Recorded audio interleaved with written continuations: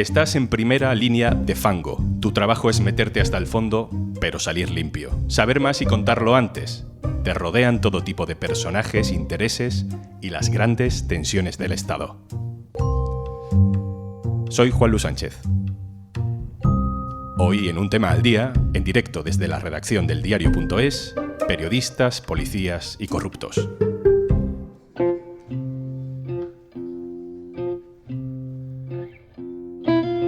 Las cloacas. Jueces que se dedican a hacer política, policías que se corrompen por el dinero o por vocación ideológica, políticos que se camuflan entre los detalles de un gran caso de corrupción. Y en mitad de todo ese torbellino, periodistas. Algunos muy buenos, otros muy malos. Cada uno con sus filias y sus fobias, sus jefes y sus lectores, su vocación y su fin de mes. Como cada vez que hacemos un podcast en directo, nos gusta compartir detalles de cómo es nuestro trabajo, compartirlo con socias y socios del diario.es que nos apoyan con su dinero y hoy también con su presencia en la redacción. Gracias por venir.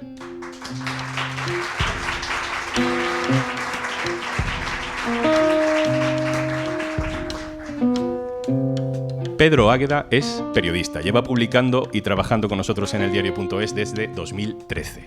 Pedro es el primer periodista que destapa en España lo que luego conoceríamos todos como las cloacas, el que lleva a un titular por primera vez la existencia de una brigada de la policía que el gobierno de Rajoy dedicaba a investigaciones irregulares contra sus enemigos políticos. Aquel día de noviembre de 2014, después de aquel primer titular, el ministro de Interior, Fernández Díaz, lo negó todo, claro, y quiso desprestigiar a Pedro por ser un colaborador todavía sin contrato, o como él lo llamó, un freelance. Pues un periodista freelance, porque yo tengo la información, ha hecho esa información y algunos medios, entre ellos el que he citado antes, y usted ha citado también, han comprado esa información. Y yo no estoy aquí para dar publicidad, como comprenderá, y notoriedad, y creo que señoría tampoco a determinadas informaciones, porque estamos aquí para hablar de cosas serias.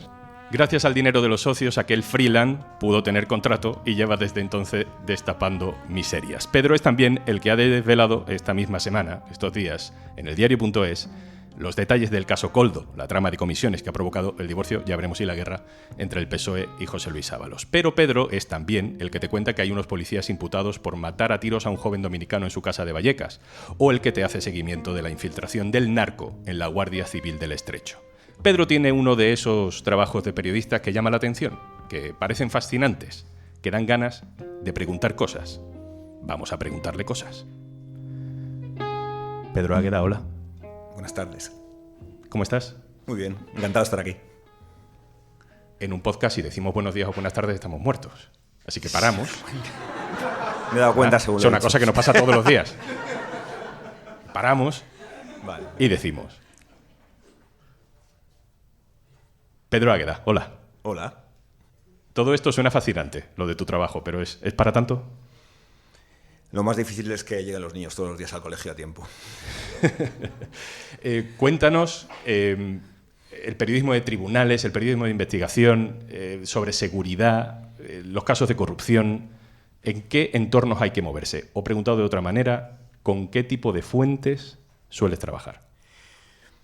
En muchos casos, en la mayoría de casos, estamos hablando de investigaciones que ya existen, que hay funcionarios que están investigando algo. O son miembros de las fuerzas y cuerpos de seguridad del Estado, o son miembros de la carrera fiscal, son jueces. Aunque es cierto que los más satisfactorios no son los que cogemos ya empezados, aunque esa investigación esté bajo secreto, como por ejemplo pasó con las mascarillas que recordaréis de Luis Medina, de Alberto Luceño, aquello era una investigación secreta que descubrimos en el diario.es y que decidimos publicar porque pensábamos que no iba a estropear nada, que es algo con lo que tenemos que contar siempre, pero que no se conocía. Y de hecho yo estoy convencido de que si no hubiéramos contado que esa investigación de la Fiscalía no existía entonces, no hubiera acabado en una querella. Entonces hablamos de investigaciones que están secretas. Cuando los funcionarios nos lo cuentan están cometiendo un delito, con lo cual os podéis hacer la idea de lo difícil que es esto. Otras que están en curso, por ejemplo el caso Koldo ya se levantó el secreto el jueves y desde entonces nuestra máxima prioridad es poder acceder a ese sumario. Pues tratamos con quien tiene ese sumario. Bueno, pues no revelo nada si digo que todas las partes personadas está en el juzgado, pero sobre todo está en un montón de abogados que defienden a los imputados o que son luego acusación también, eso es muy importante, las acusaciones populares. Y luego hay otros casos que son especialmente satisfactorios, que es cuando los periodistas entramos antes que los funcionarios, antes que la investigación judicial, antes que la investigación policial. Pues porque hemos conocido a alguien que está perjudicado por un asunto, porque hemos buceado en alguna base, en algún archivo, porque nos ha llegado algo. Para eso es importante, yo creo, que estar en la calle y ser una persona que esté pendiente de las cosas. Quizá tener cierto olfato, pero no sé si eso al final... Es muy importante los socios del diario.es y la gente que lee el diario.es, porque aquí hay un buzón que se llama Pistas, donde han llegado cosas de verdad que son importantes. Evidentemente hay que hacer una criba muy importante y lo hacen todos los periodistas de la redacción, pero llegan asuntos de esa manera. Y esos que luego provocan una investigación judicial o una investigación policial son especialmente satisfactorios. Si tenéis algo que contar, pistas@eldiario.es. Algo que ni vosotros mismos podáis contarle a nadie, pero nosotros sí. Pues ahí.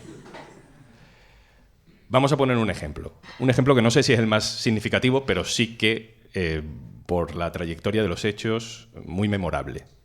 ¿Cómo descubres, en 2014, que el Ministerio de Interior tenía una brigada de policías irregular para sacarle los trapos sucios al independentismo y a otros rivales políticos del PP después, como Podemos, cuando estaba intentando llegar a un acuerdo de gobierno con el PSOE? Bueno, yo creo que para ir al inicio de las informaciones sobre la operación de Cataluña, quizá tenga que hablar de en qué ámbitos me movía yo antes. Yo tengo la tesis de que toda la guerra sucia en el Ministerio del Interior, primero contra los independentistas catalanes, luego repitiendo un poco el esquema contra Podemos y, en tercer lugar, la tercera pata, intentando sabotear el caso de la Caja B, la investigación judicial contra el PP, se produce porque se acaba ETA. Y me explico. Había un montón de recursos del Estado a un problema que era pues muy grande, que provocaba víctimas mortales, que provocaba un desajuste en una democracia brutal. Muchos recursos que se dedicaban a eso y algunos un tanto viciados. Si os dais cuenta, el terrorismo de ETA acaba en 2011, hay un cambio de gobierno y hay gente ociosa. Ya no hay una amenaza violenta, pero hay otras amenazas, no contra la democracia, pienso, pero sí contra lo que ellos consideraban esos resortes, la unidad de España, o incluso cierta ideología política, que era la que gobernaba entonces, ¿no? La del Partido Popular. Y eso provoca que los que nos dedicábamos a la información policial del terrorismo de ETA estuviéramos familiarizados en determinados ambientes, sobre todo policiales, y empezáramos a escuchar cosas y a oír un run-run. Lo que ocurre es que eso por muchos periodistas y por muchos medios de comunicación se tomó con mucha naturalidad, cuando no se jaleó, de eso hablaremos después. Pero es verdad que de repente que estructuras antiterroristas o policías que se hayan dedicado a combatir el terrorismo y por tanto entendemos que a salvar vidas, se dedicaban a combatir opciones políticas perfectamente democráticas. Pero el conocimiento de esos policías, de esas estructuras, te llevaba a saber que ahí estaba pasando algo. ¿Y qué ocurrió? Pues que era un tema muy, muy grave como para contar en fuentes anónimas y subir a un titular algo que son fuentes anónimas que no puedes identificar porque nadie iba a autoinculparse, aunque la información la teníamos en parte de bastante dentro. Un día nos topamos con un papel, una oferta de la Unidad de Asuntos Internos, que es muy opaca, por eso se utilizó Asuntos Internos para digamos, participar en esa brigada política. Y ese papel era una oferta de una plaza para esa Unidad de Asuntos Internos que pedía unas cosas un tanto extrañas. Conocer catalán, euskera, tener conocimientos de delitos económicos.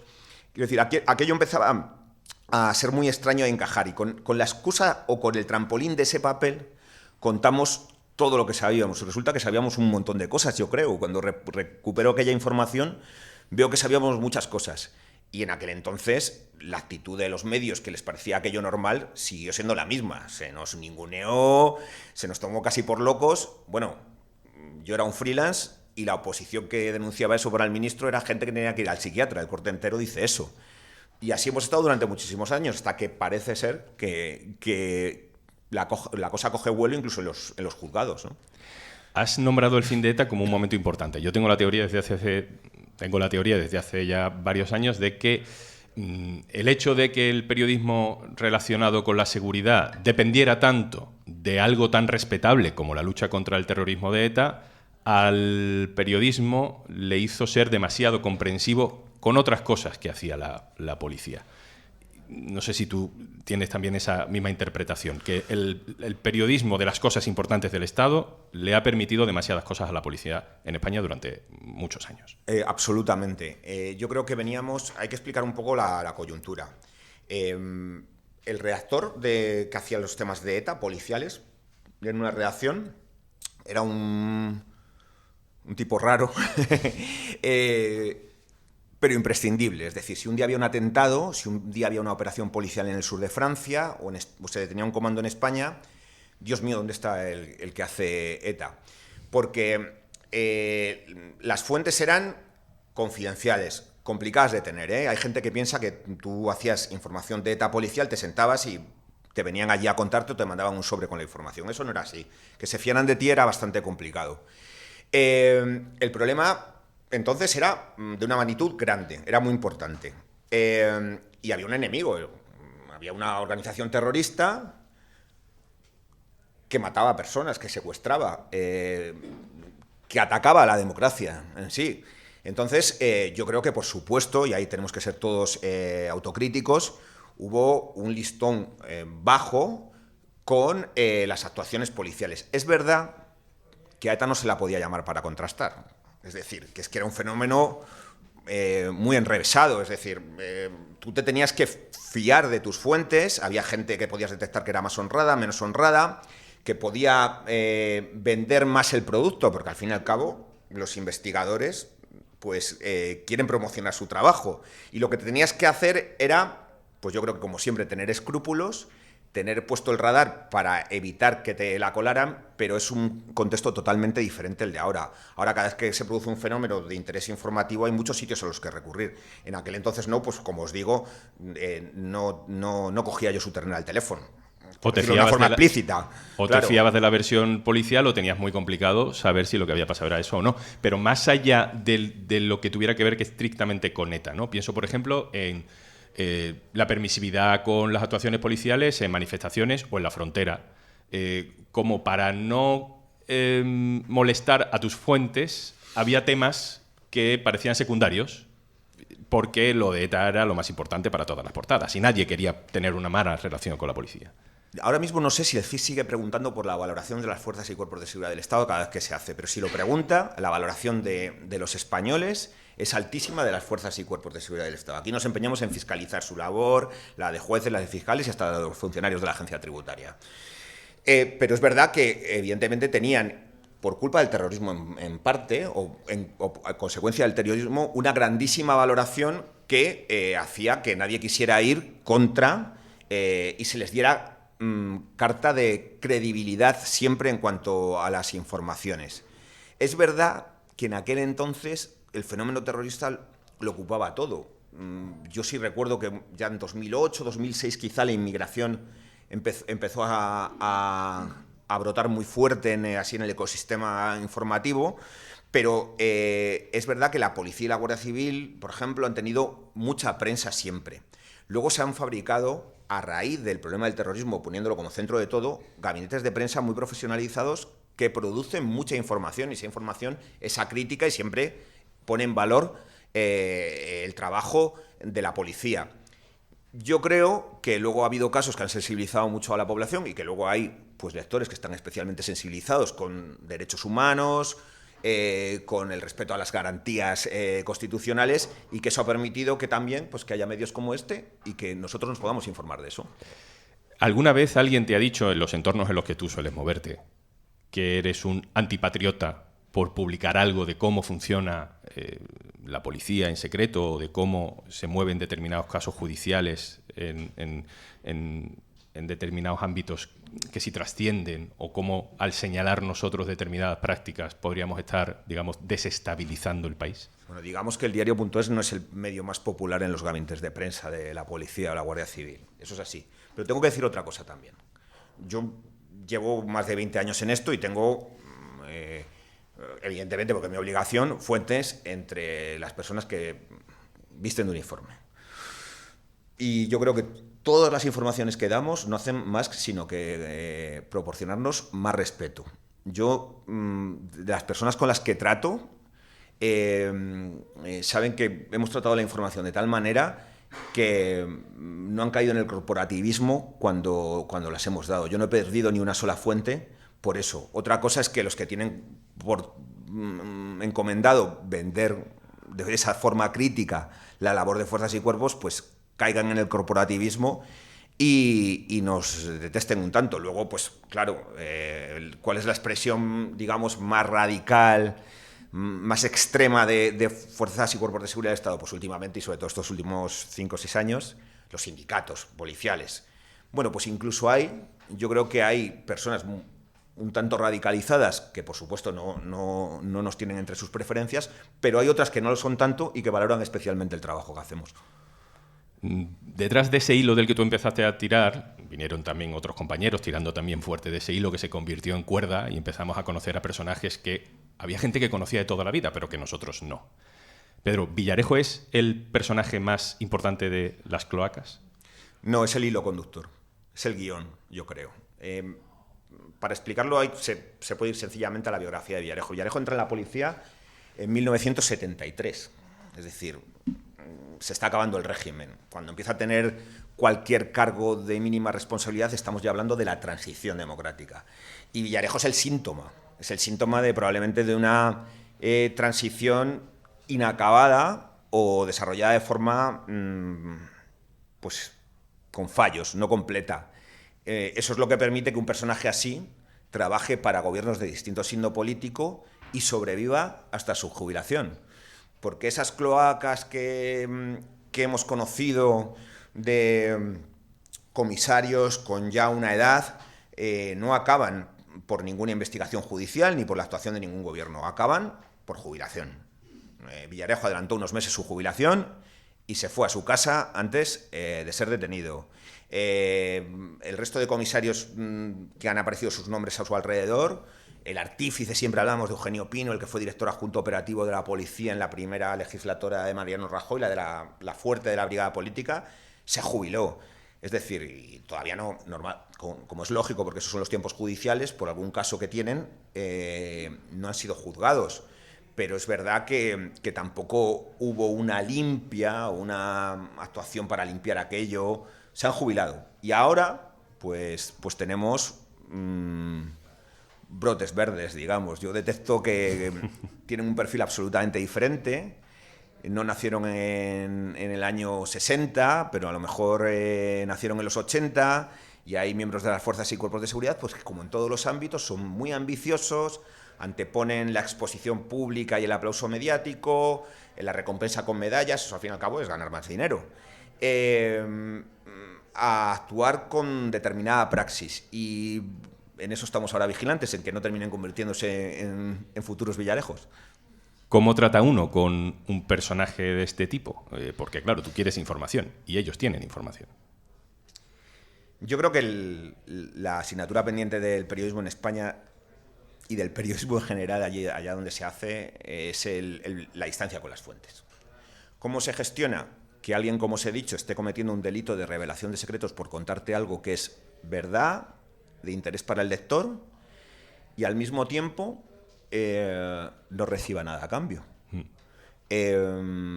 ¿Por qué se la va a jugar? Si es que se la está jugando, muchas veces sí se la está jugando. Pues ahí entra algo que no viene en ningún manual y que yo creo que se aprende con el tiempo, y todos los días se cometen probablemente errores. Pues las fuentes pueden darse cuenta que tú estás tan implicado en lo que hacen y conoces tanto, le has dedicado tanto tiempo, que les gusta compartir cosas contigo. Puede que quieran algo a cambio y que tú se lo des o no. Pueden buscar protección, como en este caso, lo que ha pasado con Villarejo y lo que pasó durante los primeros tiempos de que estallara el personaje Villarejo, es que recibió protección mediática, lógicamente, como otros personajes de todo ese ecosistema al que aludíamos. Puede que le caiga simpático, puede que se establezca, pero yo creo que es con lo que hay que tener más cuidado, una relación personal. Hay casos de periodistas seducidos absolutamente por las fuentes, ya no porque crean que les deben algo, que hay otros que sí, que simplemente, como les han dado información, pues ya están dispuestos a cubrir sus ilegalidades, a ser cómplices en cosas que ellos hacen, pero hay otros periodistas que se han sentido absolutamente fascinados por personajes que tienen su motivo de fascinación, está claro. Viven de alguna manera al límite su profesión, realizan temas muy delicados, tienen personalidades a veces desbordantes, eso es comprensible, pero yo creo que esa distancia con la fuente es un enigma que no se ha solucionado nunca, que es irresoluble en realidad y que hay que tratar día a día y que nos compromete a todos los que nos dedicamos esto a diario. Vamos a hablar también un poco de los jueces. Hay una ideología mayoritaria entre los jueces que tú conoces y eso tiene importancia para el resultado final de la justicia que imparten. Creo que la pregunta también vale para la policía, en realidad. Sí, bueno, en cuanto a los jueces, yo creo que menos los aludidos, todo el mundo estará de acuerdo de que preparar una oposición es algo caro, que hay jueces que proceden de ámbitos humildes y que se han esforzado mucho y han llegado, pero son una minoría. La mayoría pertenecen a un ámbito acomodado y en esos ámbitos acomodados hay una ideología mayoritaria que es conservadora, eso está claro. Otra cosa es que un funcionario, cuando está ejerciendo su función pública, se vea condicionado por su ideología. Yo creo que mayoritariamente los jueces son conservadores, por ahora, quizá eso cambie en el futuro, pero no creo que mayoritariamente se vean condicionados por su ideología. Lo que pasa es que hay algunos convenientemente colocados en algunos sitios muy relevantes y con mucha atención mediática que se ven condicionados permanentemente por su ideología. Algunos yo creo que parece que no son ni conscientes, ¿no? Que creen que es lo que están haciendo, pero evidentemente están tomando decisiones condicionadas por su ideología. Están faltando el deber de neutralidad. Y en la policía, pues evidentemente creo que sería ingenuo pensar que hay alguna policía del mundo donde sus miembros son mayoritariamente socialdemócratas, por decirlo de alguna manera. Cuando tú entras en una fuerza de cuerpo de seguridad del Estado, puede que buscas una salida profesional, puede que te veas seducido porque quieres llegar a tareas de investigación y eso está bien, eso existe. Pero normalmente pues tienes unos valores perfectamente legítimos y respetables que son pues los de tu país, tu nación, el patriotismo, que a lo mejor pues se anteponen a otros como la justicia social. Entonces, pues es un ámbito mayoritariamente conservador. Pero como digo, es que da igual lo que haga cada uno en su casa, a quién vote o a qué dedique su tiempo libre. Cuando te pones el uniforme o la toga tienes que ser neutral. Y eso yo creo que es una cultura que hay que incorporar y que todavía no hemos conseguido. Esto es una pregunta un poco más personal, pero tú hablabas de el origen de los jueces, pues influye evidentemente en su marco de valores. ¿Tú de dónde sales, Pedro? Es decir, ¿por qué te dedicas a esto y con qué valores aterrizas en un mundo así de conservador? Bueno, a mí esto me da un poco más de pudor, pero en realidad mi historia es bastante vulgar. Yo soy hijo de un camarero y de una limpiadora que trabajaron mucho para que su hijo fuera a la universidad, una universidad pública, y que le gustaba mucho esto pues porque se indignaba todo el tiempo con las injusticias, como a día de hoy, así me va, y pensaba que las cosas, para solucionarlas, lo primero que había que hacer era contarlas y que se supieran. Así que sobre mis condicionamientos, bueno, no sé, yo creo que está bien que haya pluralidad en las redacciones y que a la gente le condiciona de dónde viene y que hay. A mí seguramente ser de un barrio obrero de Madrid no me ha hecho más que dar ventajas y me ha hecho tener una visión sobre las cosas o una manera de anticiparme que algunas cosas supongo, otras pues supongo que no, pero seguro que me ha venido bien siempre, sí. Os voy a dejar que preguntéis lo que queráis a Pedro, bueno, o a los dos, vamos, lo que os apetezca. Pero sí que te quiero hacer una más. Pedro, ¿qué caso de corrupción del que puedes hablar, claro, o qué caso que ya se haya publicado y que tenga ya un tiempito, consideras que no tiene la suficiente atención? ¿Qué se nos está escapando dentro de toda esta maraña de Operación Cataluña, caso Koldo, en fin, todas las derivadas que tiene este asunto, ¿a qué cosa le dedicas tú un mimo que luego dices, oye, mira, no me estáis haciendo caso, pero esto es importante? Pues es muy fácil de contestar. Aquí llevamos empecinados en hablar de los excesos cometidos en el Ministerio del Interior entre los años 2012 y 2016. Es en la primera legislatura del PP, de Mariano Rajoy, mucho tiempo. Se han ignorado, quiero decir, hasta mediáticamente, cuando ha habido alguna consecuencia judicial, pues se ha minimizado en otros medios. Aquí estamos empeñados en que lo que ocurrió en ese Ministerio del Interior es lo más grave que ha ocurrido en un ministerio tan importante como ese desde los GAL. Lo que ha habido es una guerra sucia, sí, afortunadamente sin muertos, pero poner recursos públicos, personas y medios materiales para atacar a la oposición democrática en Cataluña, con Podemos, o para sabotear casos judiciales como el de la corrupción del PP, en el caso Kitchen, es de lo más grave que ha pasado en ese Estado. Hay un ministro del Interior y un secretario de Estado de Seguridad sobre los que pesa una acusación de 15 años de cárcel. Sigo pensando que no tiene la repercusión que debería tener. Ahora, el viernes pasado, informamos que hay un juzgado que va a investigar por primera vez, después de tantos años, las maniobras del Ministerio del Interior contra Podemos.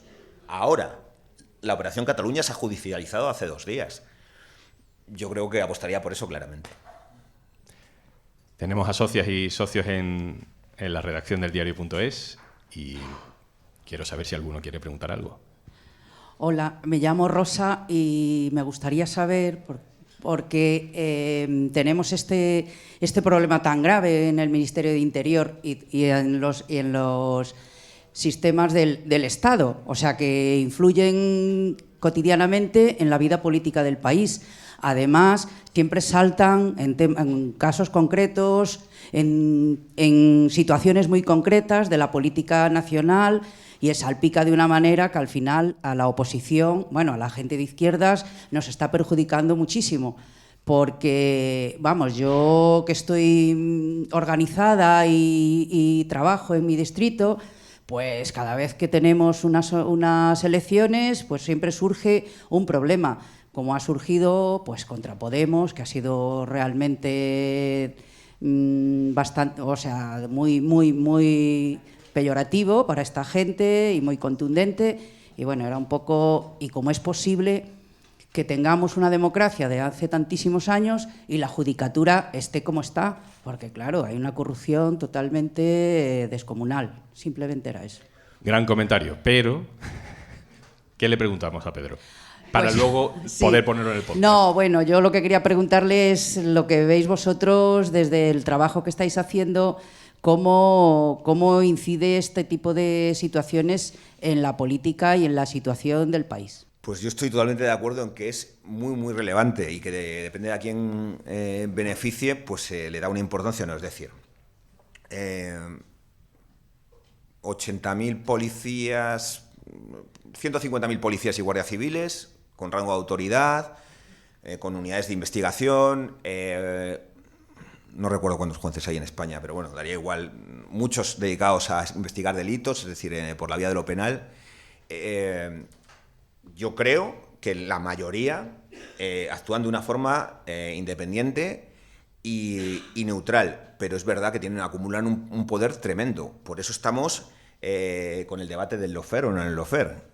Me parece que el término es anglosajón, que probablemente irrumpió en la vida pública de una forma un tanto torpe, pero estoy convencido de que a través del nombramiento, por ejemplo, de jueces del Consejo General del Poder Judicial, pues se han ubicado jueces en determinados sitios para que beneficien una opción política. Es decir, el caso que no hemos tratado por su nombre y apellidos, aunque aquí llevamos mucho tiempo insistiendo hasta lograr hacerle famoso, no, ya lo era, es el de Manuel García Castellón en la Audiencia Nacional, un juez que el Partido Popular ha regalado destinos dorados para cualquier juez, muy bien remunerados en el extranjero, y que un día decide dejar todo eso para volver a España a su juzgado, cuando su juzgado el PP está empantanado en gravísimos casos de corrupción, como son Lezo o Púnica, y que ya en ese juzgado, una vez en la Audiencia Nacional, como un agujero negro empieza a absorber causas, y tenemos que un solo juez intentó imputar al vicepresidente del gobierno, en este caso Pablo Iglesias. Un solo juez está intentando imputar al expresidente de la Generalitat, Carles Puigdemont, y está afectando a la estabilidad y a la vida pública de una forma brutal. Ese juez no estaría ahí si el Consejo General del Poder Judicial pues hubiera actuado, por ejemplo, desde la vía disciplinaria, si sus superiores del Tribunal Supremo hubieran decidido admitir a trámite la querella que puso uno de los perjudicados, Podemos, contra él. Y es verdad que están en sitios muy seleccionados. ¿Quién elige a esos jueces que están en sitios muy seleccionados? Pues el Consejo General del Poder Judicial. Por eso el Partido Popular puede poner la 19ª excusa de por qué no negocia la renovación. No negocia la renovación del Poder Judicial porque mientras esté este Poder Judicial, que surge de una mayoría en sus miembros, de la mayoría absoluta del PP, pues tiene atado el nombramiento para sitios tan relevantes. Es decir, el debate es importantísimo y es muy difícil explicárselo a la gente porque no, esto no se ponen de acuerdo para el Consejo General del Poder Judicial porque los vocales no. El Consejo General del Poder Judicial elige qué jueces van a qué sitios tan relevantes como para poder alterar la vida política de un país. Y el juzgado de Manuel García Castellón es un artefacto político desde hace años que interfiere en la vida de los españoles y lo venimos denunciando desde hace mucho tiempo. Se ha negado a investigar la Operación Cataluña. Atacó, quiero decir, yo creo que a una opción política que estaba en el gobierno, que estaba a la izquierda del PSOE, de una forma, de verdad, a veces es casi cómica si no fuera tan importante todo lo que ocurrió en aquel caso Dina. Y ahora estáis viendo cómo ha logrado que el Supremo, que llega hasta el Supremo, donde su opción va a tener mucha aceptación por otros jueces igualmente de conservadores, para sabotear las negociaciones, primero de la investidura, luego de la formación de gobierno y ahora de lo que venga en el Congreso. Y en los casos que afectan al PP no se comporta con la misma determinación con Rajoy o Cospedal. Es tan llamativo que hemos dicho que las tres patas de la guerra sucia son el ataque a los independentistas, el ataque a Podemos y salvar al Partido Popular. Es tan visual como eso. Hubo una decisión que yo, como esto también va un poco de que nos conozcáis, de uno de los días más decepcionantes de este trabajo, porque es imposible no implicarse de alguna manera, aunque yo defiendo que hay que tomar distancia para poder contar las cosas mejor, fue el 29 de julio de 2021, viernes, cuando probablemente muchos de vosotros estáis haciendo las maletas pedidos de vacaciones, y el juez decidió, no contra todo pronóstico, porque lo temíamos, pero de una forma absolutamente apresurada, porque había hasta diligencias que practicar, cerrar la pieza 7 del caso Villarejo, el caso Kitchen. Exculpar a María Dolores de Cospedal, a su marido, y no investigar más la posible conocimiento / implicación del presidente del gobierno. Aquella decisión no era cualquier cosa. Aquella decisión era salvar la historia política del Partido Popular más reciente. Era el presidente del gobierno y era la secretaria general del Partido Popular. Y hay indicios de sobra en esa pieza para haber seguido investigando. Es cierto, y esto,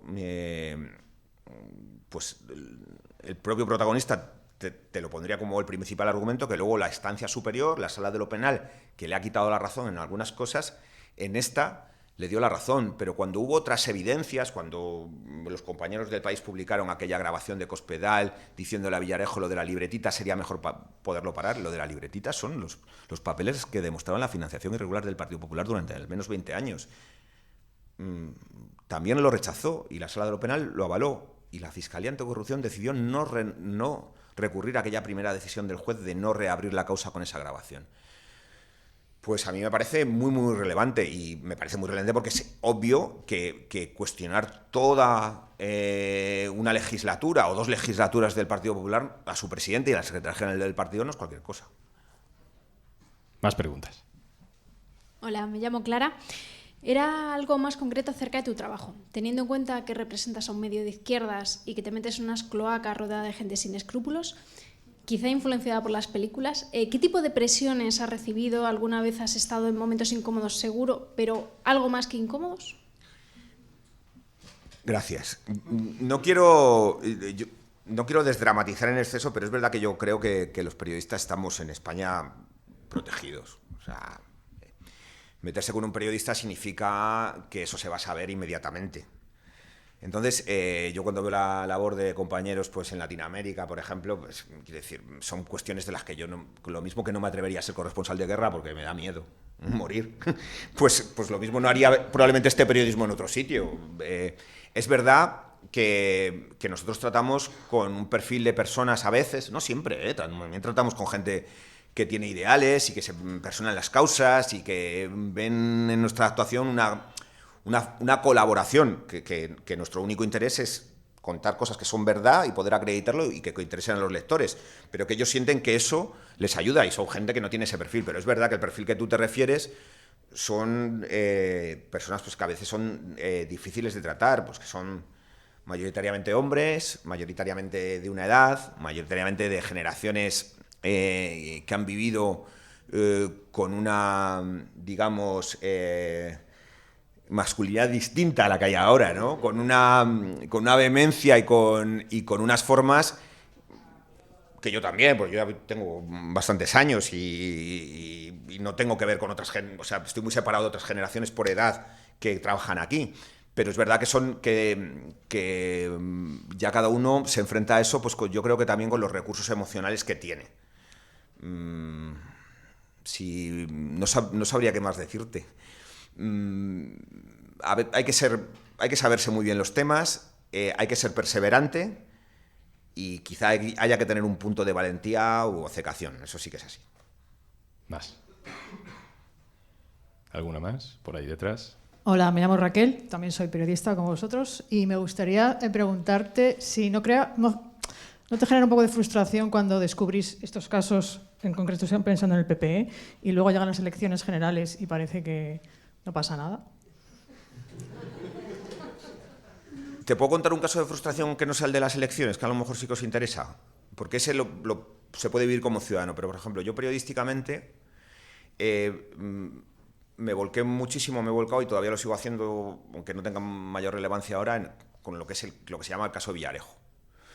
Para mí el caso Villarejo era la posibilidad de levantar las alfombras de una transición fallida, de 40 años, de alguien dominando en la trastienda cosas que nos escapaban y de repente, el día que entraron en su casa y los fiscales pusieron en una esquina que tenían autorización para recabar lo que iban a buscar de una cosa concreta, y todo lo demás que pudiera tener relación, y de repente ese archivo, los terabytes, la Casa Real, el partido anterior en el gobierno, el de después, el CNI, de repente fue algo bastante excitante de lo que podía pasar. El IBEX, todas las causas, todas las piezas que hubo contra el IBEX, no hay ninguna empresa del IBEX ya imputada. El presidente del Partido Popular no llegó a estar investigado. La secretaria general sí, pero decayó. Se ha quedado en una trama de unos policías que va contra unos policías jubilados, contra un presidente del BBVA que hace muchos años que no es presidente. Seguimos sin saber qué hay en esos archivos. Aquí nos empeñamos muchísimo tiempo en trazar para que vosotros pudierais leer cómo se intentó desencriptar aquello y cómo no se pudo o no se quiso. Yo no he podido demostrar que no se quiso, pero le dedicamos mucho tiempo a explicar cómo era aquello.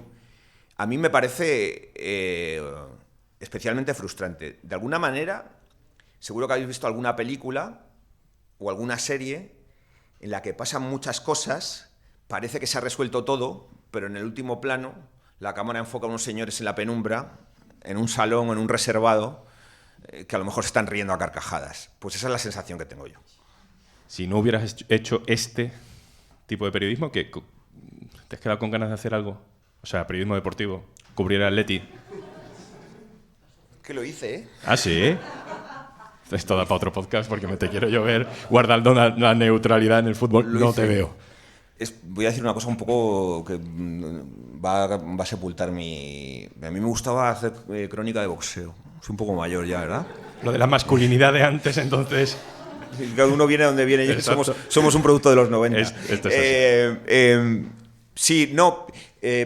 pues yo creo que me encanta leer la crónica política, cómo sitúa al lector también en las bambalinas del poder, me encanta leer determinada crónica política.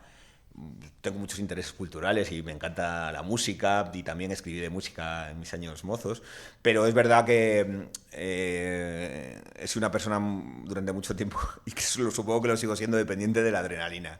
Y pues si han detenido al asesor de Ábalos hay que darlo muy rápido y hay que salir con más datos que los demás y que hacerlo fenomenal y hay que coger el papel del primero, y esa competición, que es la parte más es la palabra probablemente más fea de este trabajo, también tiene su recompensa. La más fea porque competir, ¿no? Yo creo que ya estamos emitiendo en otras frecuencias para cosas que antes normalizábamos, pues ahora le veamos las cosas malas y entendamos que el trabajo tiene cosas malas y las digamos. Pero es especialmente competitivo el mundo laboral, es decir, tus compañeros de trabajo, porque hay que decir que Pedro pasa mucha parte del tiempo fuera de la redacción, no solo en la calle, como nos gusta decir a todos, que estamos en la calle como periodistas, sino también en la Audiencia Nacional o en algún tribunal o tal, ¿no? Igual que hay otros compañeros que están muchas horas en el Congreso, o hay compañeros, sobre todo en el periodismo económico, que pasan muchas horas pues, en la bolsa o en la presentación de alguna cosa, y se ven entre ellos todo el rato, son como pequeñas tribus, y en realidad Pedro pasa probablemente más horas al día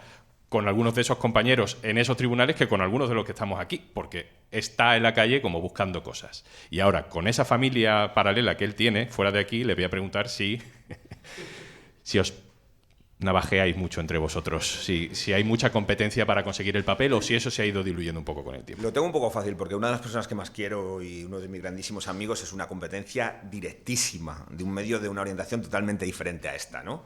Y hay cosas de las que no hablamos, otras de las que queremos que lo diga, ¿no? ¿No quiénes? No, por respeto a él no puedo. Porque yo me enorgullezco mucho de él, pero no sé si él de mí. Vale. Creo que sí. Pero hay cosas de las que no hablamos y otras de las que hablamos y nos quitamos la palabra, porque nadie puede hablar en la misma sintonía que hablamos nosotros. Los compañeros, y eso sí, seguro que sí que os resulta más raro, nos llevamos todos en general bastante bien, de medios muy opuestos. Es verdad que en los últimos años se ha producido cierta distorsión porque han crecido mucho los medios, ha habido, por ejemplo, muchos digitales, y en Madrid ya sabéis pues que la mayoría de los digitales tienen una tendencia, y eso es muy respetable, pero hay algunos que han traspasado líneas que algunos consideramos que el oficio no resiste. Y eso coloca en situaciones a veces desagradables, pero en la mayoría de los casos nosotros nos llevamos bien, y además yo os digo, hay periodistas que han aparecido señalados en los últimos años, probablemente porque han salido en una conversación hablando con una fuente, esa conversación era de un teléfono pinchado, y eso ha salido publicado y queda fatal. Pero, como decía Esperanza Aguirre, y en eso tenía razón, ¿quién aguanta una conversación privada? Que se publique una conversación privada. ¿Os imagináis los chats con vuestros amigos, los chats familiares de amigos, que se publicara eso? Que otro amigo que es muy amigo, que le queréis mucho, leyera eso y a lo mejor nos volviera a hablar en la vida. Quiero decir, periodistas intentando sonsacar información a su fuente, intentando empatizar con la fuente, y pues yo es algo que seguramente disculpe más que cualquiera que no pertenezca a la profesión, porque seguro que me he visto ahí y espero que no. Es verdad que hay otras cosas que son aberrantes porque suponían participar de cosas que no tenían que ver con el periodismo, es cierto, pero otras son periodistas buscando información, y como adelantaba Juanlu al principio, nuestro trabajo es descender al más profundo de los infiernos y volver a subir con el traje impoluto, pero ahí abajo hay que bajar, porque luego vosotros tenéis que leer información que esté contrastada, que sea verdad, que os interese, pero esa no llega aquí en un sobre cuando estamos sentados. Creo que dándole a la razón a Esperanza Aguirre es la mejor manera en la que podemos terminar este podcast de hoy. Pedro Águeda, un placer, muchas gracias. Estoy encantado, muchísimas gracias.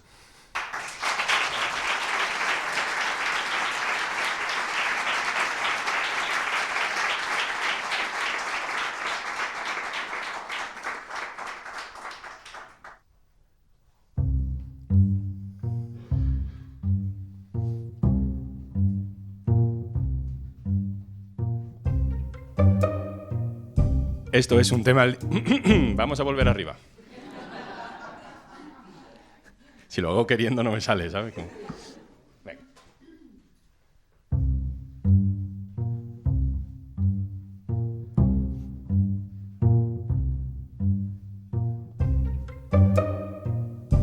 Esto es Un Tema al Día, el podcast del diario.es. Si te gusta lo que hacemos, necesitamos tu apoyo. Hazte socio, hazte socia en eldiario.es/socio. El capítulo de hoy ha sido posible con la colaboración de todo el equipo de marketing y eventos del diario.es, con la realización sonora en directo de Alberto Espinosa y de Fran Izuzquiza, de Yes We Cast, y también del equipo de vídeo del diario.es, que hace posible que nos podáis ver la cara, porque sí, nos estáis escuchando, pero también podéis vernos en el vídeo de YouTube que vamos a subir con la versión extendida.